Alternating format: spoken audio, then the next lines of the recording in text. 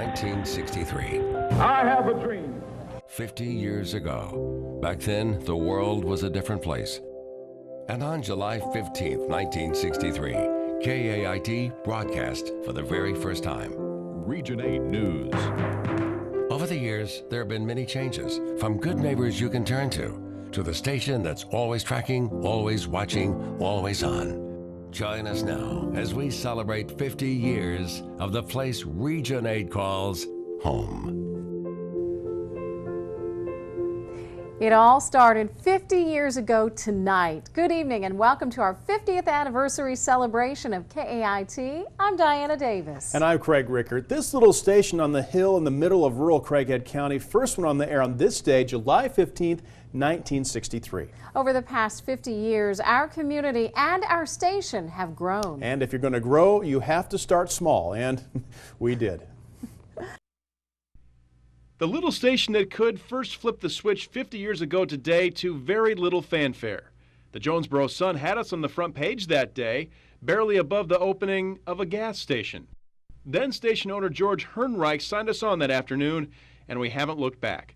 The first night we went with Hollywood heavyweights showing Frank Sinatra in Johnny Concho and Kirk Douglas in The Indian Fighter. Your father's attacking the fort in the morning. You must go. From 1963 to 1965, KAIT had no network affiliation, meaning we had to fill those hours locally. The Hillbilly Hootenanny with the Rhodes family filled the bill on Saturdays. Donna and Sandra Rhodes, young ladies in the 60s, remember those days well. We came from Memphis over here, and we would get here and rehearse and then do the live hour-and-a-half show, and then drive back to Memphis and perform at a midnight show at this theater there. And of course, KAIT gave a Memphis DJ named Gene Williams his start on TV. And a friend had told me about this station going on here, so I came up here and I'd never done a television show in my life. I was a disc jockey, and I started a show called Gene Williams Country Junction. Not all of our programming choices were so entertaining. Former station manager Daryl Cunningham has heard some doozies. At one time, somebody in desperation turned a camera on a fishbowl, and we were treated to scenes of a goldfish swimming side to side in the fishbowl. 40 years ago today, the United States... KAIT always did news, but many agree we became a credible news station when Jack Hill was hired in 1975. His in-depth reporting on stories like a crooked St. Francis County sheriff named Coolidge Conley earned Hill and the station honors. He was a professional gambler, and so he was not one who is going to squelch how shall I say, the long and rich history of illegal activity of this kind in St. Francis County. If the 1970s laid the foundation for KAIT, the 1980s built on it. With a new, taller tower near Egypt, KAIT became a regional station. Having talent like Terry Wood and Jack Hill and Al Blanks, every person dedicated themselves to making little KAIT a powerhouse TV station, often the most watched station in the country. In the early 1990s, Arkansas became the center of U.S. politics when a man from Hope won the White House. It was KAIT's Tony Brooks who often left the big city reporters on the outside looking in at him. In 1998, we cried. In 2001, we held each other close again. In 2008, we won our first Emmy Award for coverage of the February 5th tornado outbreak. For 5 decades through it all, new owners, new faces, devastation, and celebration, we've been there. And we'll keep being there. 50 years of KAIT, and we're just getting started. For 2.5 decades, their witty banter was the accompaniment to everyone's lunchtime meal. Farmers, housewives, students, they all took a break with midday anchors Terry Wood and Grover Nell Grisham. Their back and forth jabs made you giggle and tune in day to day to see what the pair would do next. K8 News, this is Midday. Hello there, welcome into Midday. See, Midday started long before Terry and Grover Nell anchored the show, but it was this pair that brought chemistry, a zest for the zany. You never knew what was going to be said, and that was half the fun. Never rehearsed anything. He never asked me or talked to me before we went on the air, and vice versa. Been here as long as I have. I've been here longer than you have, excuse me. Live TV provided the perfect backdrop for the pair, especially when one day a wasp landed on Terry's tie. About that time, Grovernell decided she was going to help me out. She had one of those little stenographer's pads, you know, about that wide, about that long. So she reaches over and slaps the wasp. Not hard enough to kill him, but just hard enough to make him mad. So he stung me right beside the tie. And it stunned him, and he fell into my lap, right on my zipper. And she draws back to finish him off.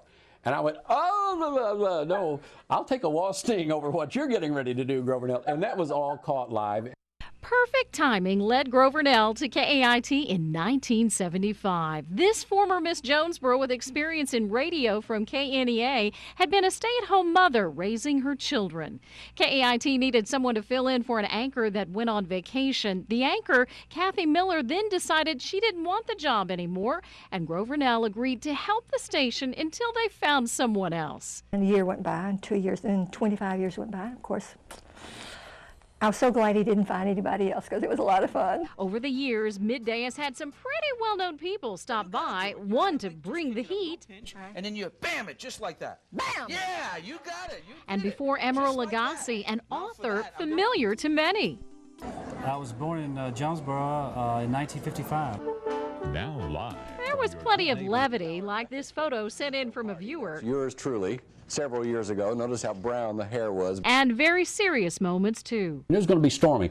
Just gotten off the air with Grovernell and me, and I didn't even have time. I took my jacket off, but I didn't have time to take my tie off. And the first alarm hit, like at 12:45. And there was not a period of time that at least one county wasn't under a tornado warning until 4 o'clock the next morning. Terry came straight to KAIT from radio. He spent those early years at KDRS in Paragould. Little did this young man know what future would lie ahead. There were times when Channel 8 was the highest rated television in the entire United States. This day, I think, you know, Tony Brooks and Dick Clay and you, I mean, some of my fondest memories. But it was on Midday with Grovernell that Terry got to have the most fun, maybe at times too much. He spits that out of his mouth so far. His mama got involved and called him and really read him the right act. Now, as fate would have it, even though they left TV at different times, both Terry and Grovernell ended up at the same place. Country Legends 95.9, the little pretty song from Terry is still on the air in radio. Grovernell, an account executive. We work together every single day and have now since 1976. We'll see you back here tomorrow for Midday. Thanks for watching, everybody. Goodbye. A lot of memories with those two, to be sure. Love it. Well, we are just getting started at our look back at 50 years of KAIT. Still to come, he was the man they called Dickie Bird. And what KAIT moment was so embarrassing, it made former KAIT anchor Tony Brooks erase all the tapes. Stay with us. There's more of KAIT's 50th anniversary special after this.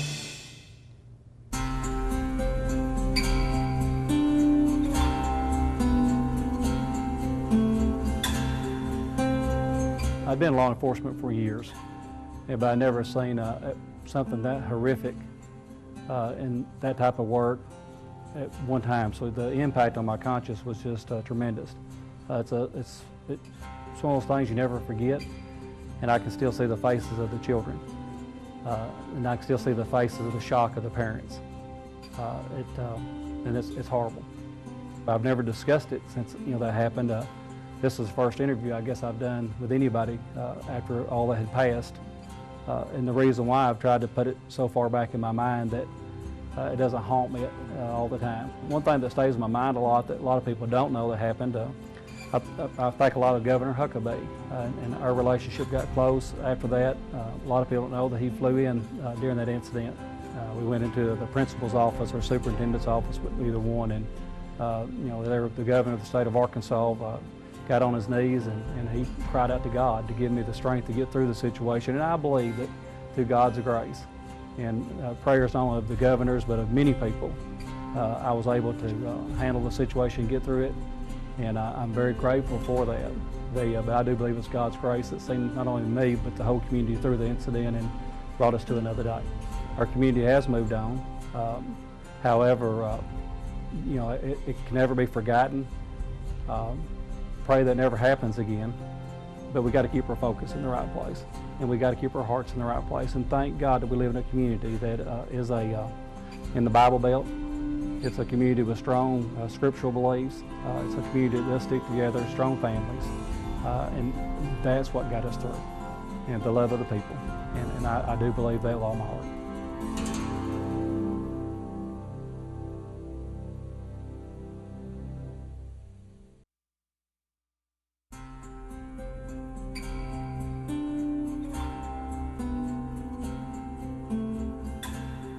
Well, in 1968, I was a junior at Arkansas State University.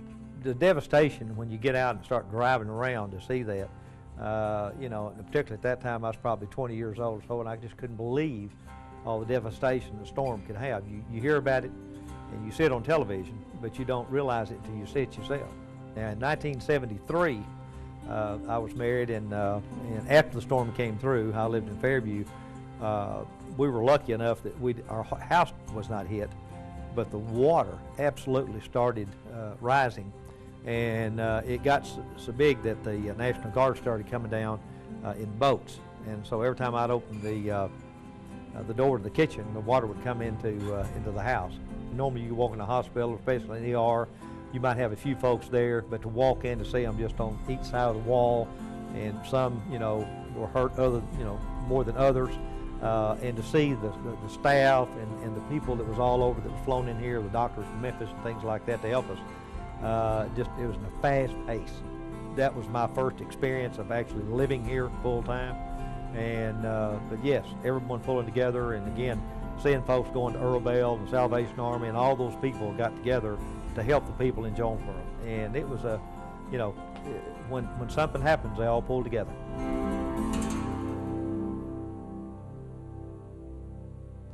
Welcome back. In the 50 years KAIT has been on the air, the world has changed dramatically. But one constant change through all that change has been technology, and we have seen incredible changes in technology in TV. Take a look at this shot back from the 1970s. This was our first tape-to-tape machine, and you'll notice they had to knock down part of the wall to get it into the building. Now we are shooting high-definition video on the cell phones that we carry in our pockets. And when it comes to technology and TV, most of the significant changes have been in the way we forecast the weather. From literally drawing on a weather map to live Doppler radar, Chief Meteorologist Ryan Vaughn takes a look back at 50 years of weather and technology. When I started at Channel 8, we were so far back there, 1976. A lot has changed since Terry started at KAIT. Had an outline of the United States, and it was covered with clear plexiglass, and so we actually drew the cold fronts on and drew the little suns. Today we have high-definition weather graphics that you can see every detail. Back in the day, you could actually have little notes on the map that the viewer could not see. It was a little tip that was given to Terry when he arrived at KAIT. On this blank national map, he said, Terry, before the newscast, take a pencil and write little bitty notes to yourself, you know, on the map. Terry did this, but little did he know, someone came behind him and changed it to something else. So I was the new kid on the block at that time, and I'll never forget, I'm standing there just nervous as I can be, and the camera's on me. I'm going to talk about the national low today, and I looked over in Montana, and it said, Terry, your fly's open. You know, and I thought, oh. As smooth as Terry is, I'm sure he easily made that into a great moment. From the weather graphics at KAIT to our first weather radar, many things have changed. Our first radar at Channel 8 was taken out of like a B-17 bomber or something. It was an old military radar, the kind that you would have in a plane or on the ground, you know, showing airplanes. And we got it for like 50 cents or something, I don't know. But they hooked it up, and our first radar at Channel 8 was in black and white, and it was out of an old military airplane that had been crashed and junked out and everything like that. But weather radar technology may be one of the greatest advancements we have seen at KAIT in the past 50 years. Even this month, we are upgrading our weather graphics and radar software. We will be the first station in the country to have some of these features. Modern radars, they zoom in, they can put on the vortex, they can show all the different things that can actually pinpoint right where the storm is, where it's moving, when it's going to be, where it's going to be. Those things are just so great. I was not there. I was a pioneer before most of that came along. Technology or not, it was the leadership and passion that Terry brought to Region 8 severe weather coverage that set the precedent for what we do today. Do know enough about it to appreciate where they are now. And again, I say top quality weathermen and top quality weather presentation on Channel 8.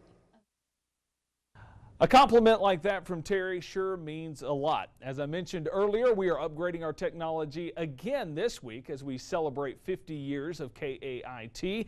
New weather graphics, new weather radar software, and a continued commitment to stay on the cutting edge of technology. Craig? Ryan, thanks.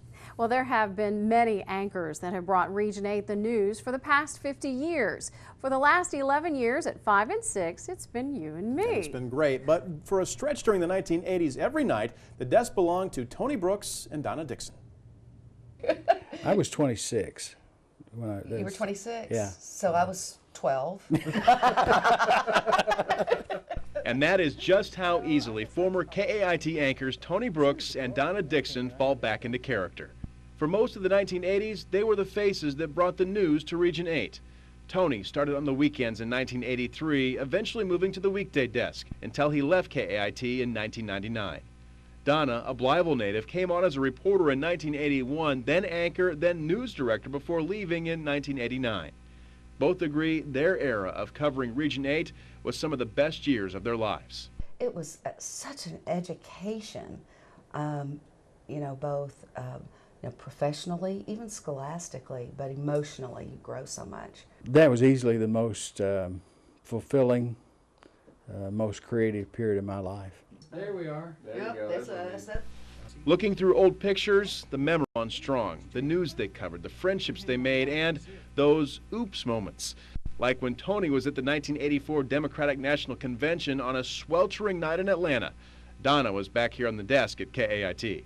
She went, now, for the first time ever, KAIT brings you satellite coverage of the Democratic National Convention. She turned to the chroma keyboard, they popped me up, and I'm wiping my face going, and I went, damn, it's hot. and she was a trooper. First live shot. She was a trooper. She went, well, obviously we're having some problems with communication. And then I started to say, thank you, Donna, and it was just, oh, Lord. And I came back and bulk erased every copy of that. Did you? Yes. Shame on you. And anybody see that? Donna is now in banking in Stuttgart. Tony teaches broadcast journalism at UCA in Conway. They both credit their time at KAIT to setting them up to do the jobs they do now. But when you hear them tell their stories, you see that spark, that maybe. If KAIT came calling again, there would be a long pause before answering. I miss it. Yeah, I still do to this day. It's been, 15 years or so since I was there, 14. But during every election cycle, whenever there's a storm, whenever there's big breaking news, I'm like an old fire horse. I want to be in it. I want to be in the middle of it. Those were the best years. Even though, really your 20s aren't that much fun in hindsight, But those were, I wouldn't change a thing, except I might have stayed a little longer. And I cherish my friendships with both of them. Still to come, some of the favorite memories you've sent us. But first, he was the legendary sportscaster that made KAIT Region 8's home for local sports. We catch up with Dick Clay after this.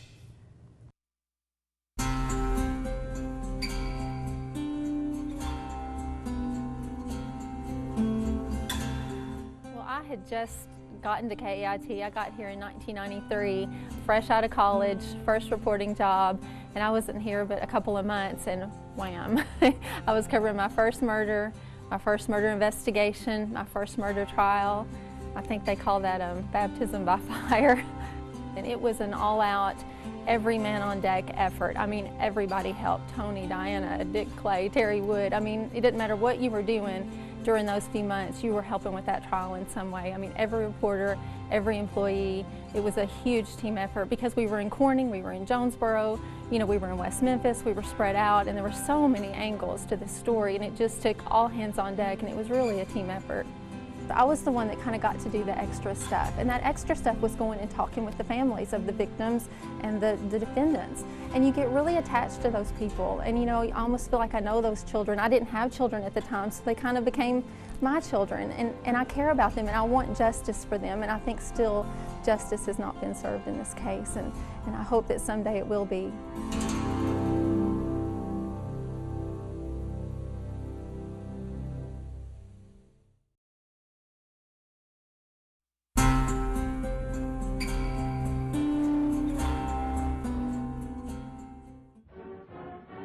We always knew we were pretty good, you know, of course we were Division II. We weren't playing, you know, major college people at that time, but we did play some awfully good football teams, and so we were pretty sure we were going to win. So we really didn't work that hard at it, just to be perfectly honest with you.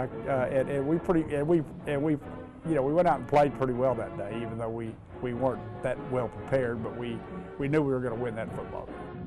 In those days, you know, you didn't have a playoff system. You had it was sports writers and AP who picked those things, you know. So basically, we didn't know we would be number one until actually it came out in the newspaper that we were number one.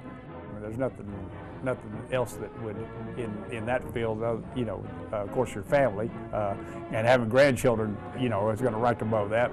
But as far as experiences and things that you've done and accomplished, it was a pretty good feat. Staying in the athletic theme, in the last 50 years, no one personified Region 8 sports like Dick Clay. He was the first KAIT sports director covering the Indians, high school, and everything in between for 28 years. For the last 4 years, Chris Hutchison has done the same. Dickie Bird and Hutch crossed paths at Liberty Bank Stadium. It's a location that we're more than familiar with. I'm Chris Hutchison, the current sports director of KAIT, and I'm finally getting to meet the first sports director of KAIT, Mr. Dick Clay. Well, sir. Hey, it is so, you're doing such a good job, too. Thank you. Fantastic guys, fantastic. And it wouldn't be, honestly, it really wouldn't be Region 8 sports without the work you put in, the timeless hours and months and years that you put into the product. What are just some of your recollections? Just, I know technology is just so much different now compared to what you had to do. Actually, when I first started out there, it was what they call, and a lot of people know it is, a rip and read thing. In other words, if you were going to do the sports, you had to start ripping, I'll read this for a while, and that's really the way I got the job out there. To give you an idea, this is my camera now. I used to shoot, we shot a little bit of my fishing show with a camera this size. Had I had back in the old days a camera like this, I'd have had it made. Everybody would have had a camera. We'd have had all kind of games on film and everything. But we had a big old camera that would run half the time, and you had to, well, it took, for a film camera, it took like an hour and a half, 2 hours to even get the film ready. So. Are you crying for me yet? Yes, I am. Yes, sir, I am. In all of those years, which is 1,000, seems like, ASU never missed a shot. Hey, I never put a missed shot of ASU. Why? It's their home team. You don't need to. And sometimes they even lost. You deliver like a shotgun. I like that. And I always kind of stumbled around a little bit. It was pitiful. As long as folks got a great experience, the method, like my method and Blake's method are completely different. Mine's just, I guess, if you want to go to Brian Harson's playbook for ASU this season, it's going to be all pace. We're just trying to get as many highlights as much as we can. And Blake reminds me a little bit of you in the sense of we've got some highlights, but he's going to sure tell you a story behind it. 6 and 10, 6 and 10. It is a real blast. But as far as the athletics, love to watch any game, really. My favorite, though, is football. Football Friday night. If they had to tear all the other sports down, tear them down, leave football right there. It has been an honor and a pleasure to finally meet you, and it brings things full circle. It's the 50th anniversary of KAIT. It wouldn't be the special without having the Dickie Bird himself, having the first sports director, the person that that set the bar. It's great to see my two favorite sportscasters right here. Well, coming from you, you're doing a fantastic job. I'm Dick Clay. That's sports. Pretty great to see old Dickie Bird back on KAIT. We love him. Well, like so many of us, he was here for a long time.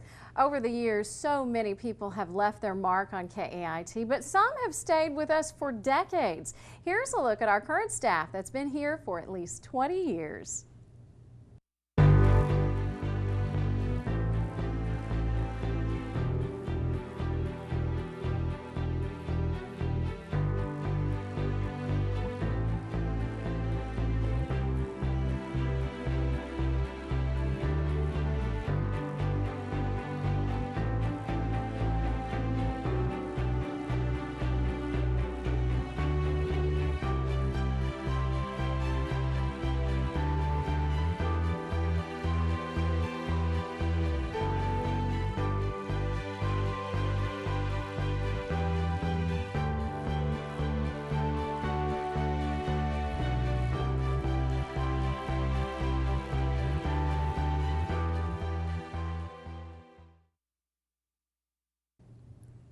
We hope you've enjoyed this look back at 50 years of KAIT as much as we've enjoyed putting it together for you. As we said at the beginning of the show, we are just getting started. In the coming days, you're going to see us unveil a brand new look, but it will not change our commitment to you, our family. It's something we never take for granted. Thanks for watching. And before we go, here's a look at some of your memories of KAIT sent to us on KAIT8.com. As always, we wish you a good night.